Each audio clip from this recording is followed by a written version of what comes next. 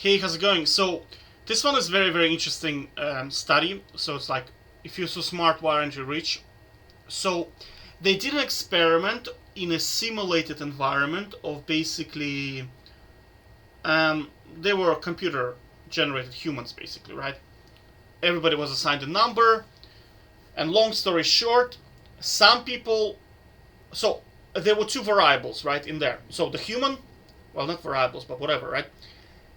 So, human could be talented and there is exposure to opportunities, right? So, for example, if you are exposed to an opportunity, well, we can probably make an Excel out of this. One sec. Yeah, so I made a small version of this simulator, right? So we have humans inside the environment, right? I don't remember the sample size, but it was quite large. It was like over 10,000, I think, right? Every single human has different talent, right? So some humans are slightly better than others. So talent multiplies the opportunity. And then we have an environment, random opportunities that are just bouncing between humans. So any human can get exposed to any opportunity, right? So, like, it's mathematical. I mean, I didn't get too much into it because I just wanted to understand. But they were testing, will the talented person over time on average have the highest number of points, which is kind of, in society we call it success. Usually it's like wealth, some kind of academic achievement, some kind of sports achievement. You know what I'm talking about, like the ladies, the sports cars, the mansions, the private jets, this lifestyle that we call success, right? So we're testing, right? So talent multiplies an opportunity, and they did it for, it was like a very, very complex study, and it turned out that opportunity is the most important thing, which is kind of true, right? Because that's what I say when people, when I talk to people about success, they ask me, hey, how do you become successful? The first thing I say, you have to move into Europe or United States or a developed country. If you are in a developing country, if you are in third world country, the biggest gain is you have to go to the environment where there is plenty of opportunity. Because think about it, like, there is another way of looking at it, right? There's another way of looking at it. Think about the tallest tree, right? So there is good seed and good environment, right? So let's say you are the seed that is historically would yield the tallest tree ever, right? But if you are growing on the side of the road where there is limited water and limited amount of fertilizer, you are not going to reach your maximum potential. Okay? So in here it's like we have the gold seed, but bad environment. In here we have average seed, right? But it's nurtured by a professional, let's say I don't know what they're called, tree grower, okay? Tree grower. Now, which one will do better?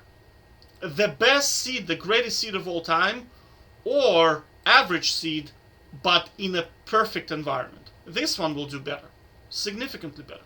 And this has been proven by study, right? So, one second. So why am I telling you this, right? Because there are two schools of thoughts on success, right? So success, two schools of thoughts. One is hard work and dedication is everything. Environment does not matter. Or genetics.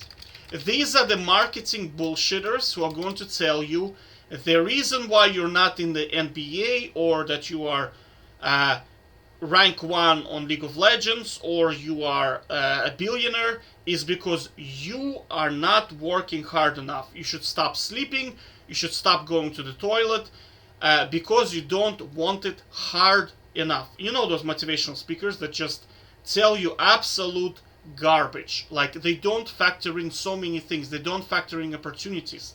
They don't factor in things like privileges, things like genetics, things like your parents. Do you know what I mean? So, and you feel bad, but the reason why they do that is because they can sell you more courses.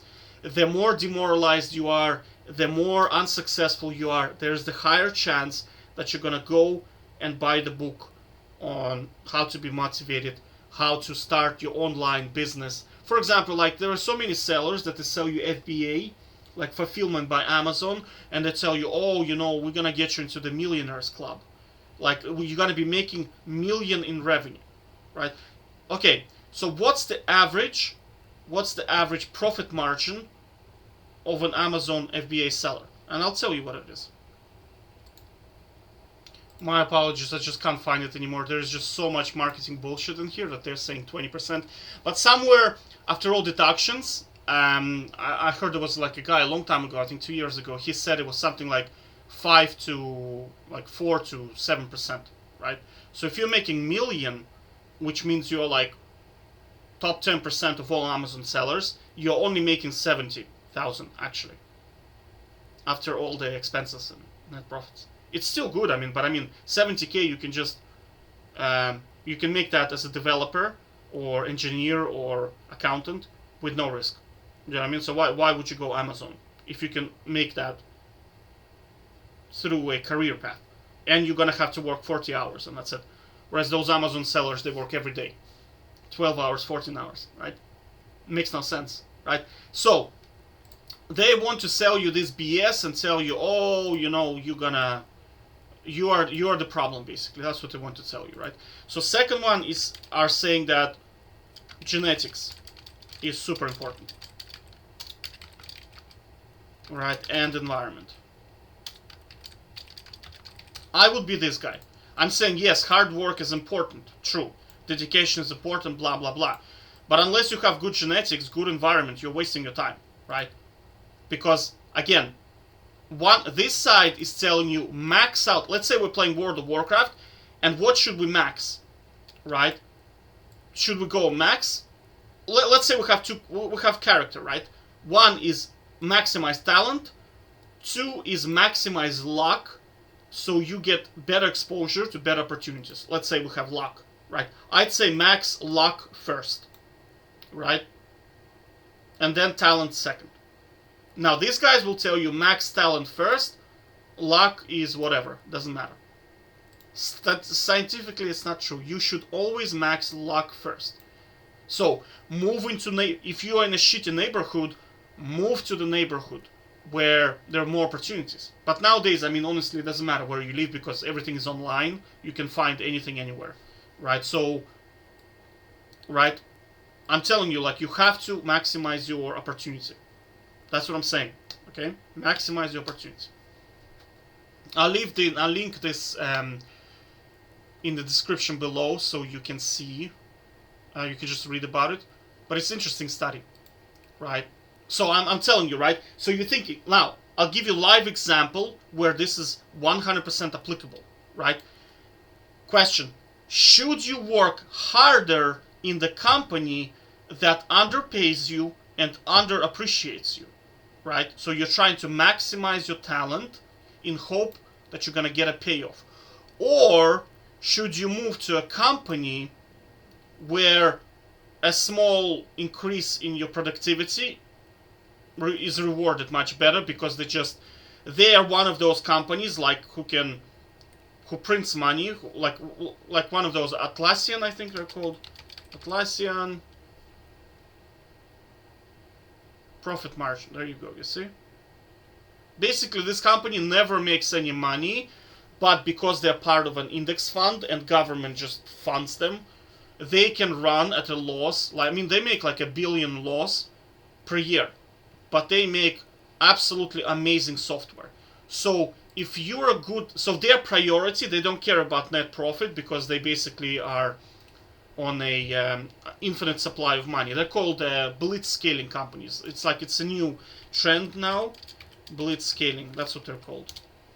It's kind of like Amazon is like that, Atlassian is like that, Salesforce I think is like that, Airbnb is like that, Squarespace is like that. Basically, they're just being funded by pension funds and by governments, and they don't need to make profit.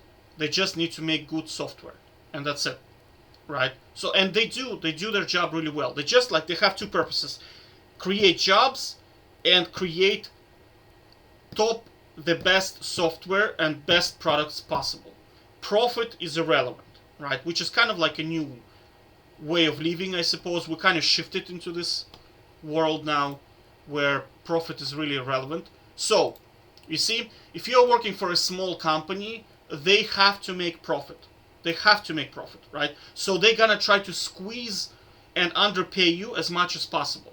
Whereas this company, like Atlassian, they don't give a shit about profit at all. It's irrelevant to them. So they're gonna splash their money at you because it's infinite to them. It's like water.